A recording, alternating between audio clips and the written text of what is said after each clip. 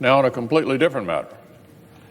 For anybody who's been reading the news the past few days, it's probably felt a little like Groundhog Day.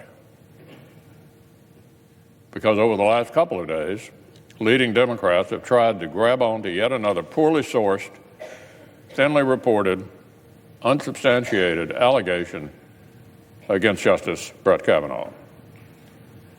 There they go again, Mr. President. There they go again.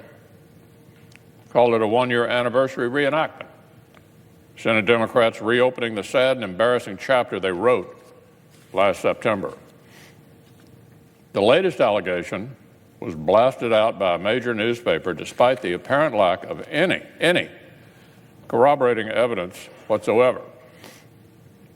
The reporting was so thin, the story ran not in the news section, but on the opinion page. In fact, Mr. President, they've already had to issue an enormous correction. The writers conveniently failed to note that the supposed victim herself declined to be interviewed. And several of her friends say she has no memory of any such thing happening.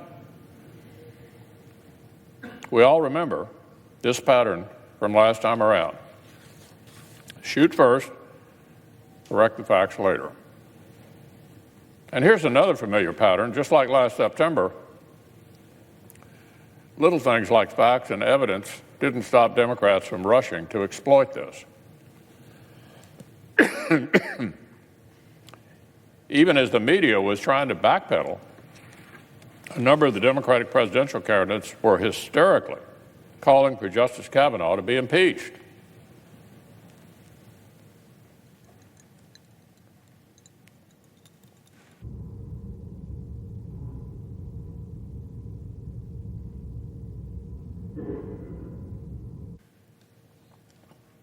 On the basis of this flimsy, uncorroborated story, they're calling for Justice Kavanaugh to be impeached. That includes several of our own Senate colleagues. And even after the massive correction, no one in that group has backed off of the ridiculous threat. This laughable suggestion is already earning scorn throughout the country, across the political spectrum. A majority of senators and the American people rightly rejected the politics of unsubstantiated personal destruction just last year. It's just as transparent and self-serving today, 1 year later. But it would be a mistake to dismiss this as a bad case of sour grapes. This is not just a left-wing obsession with one man. It's part of a deliberate effort to attack judicial independence.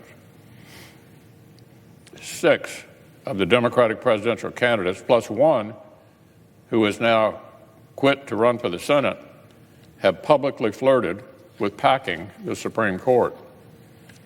Court packing. Today's bold new Democratic idea, a failed power grab from back in the 1930s.